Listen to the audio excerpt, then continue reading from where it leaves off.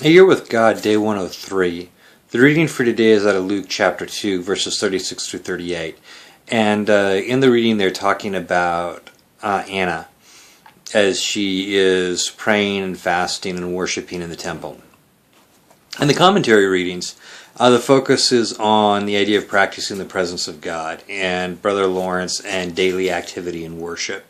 The thing that stood out to me, though, was not something that was central to what they were saying, but something that the commentary writer said in passing. He said this. He's talking about Anna, and he's talking about the spiritual disciplines of prayer, fasting, and worship. And then he just throws in a little sidelight here: a life focused on the mind, the body, and activity on engaging with God.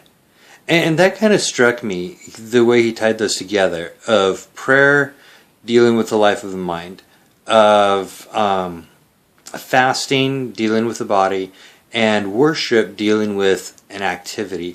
And it called to mind a couple of days ago Eugene Peterson's statement in Long Obedience in the Same Direction, that worship is an act.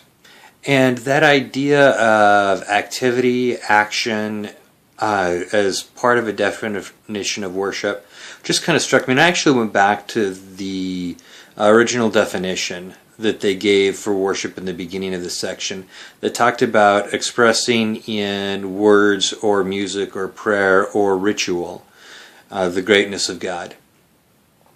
And that theme there in ritual is still that idea of action, of some type of physical activity, some type of thing that we do to express the greatness of the goodness of God, or to commune with God, or to dwell with God.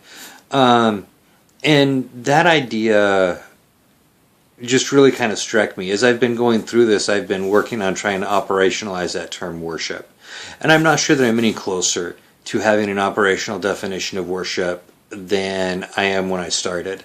But that idea of worship as an activity, of something that we actively engage in, an act of the will, of volition, of choice, choosing to engage in an activity of worship, just really kind of struck me, and maybe moves me one step closer to that.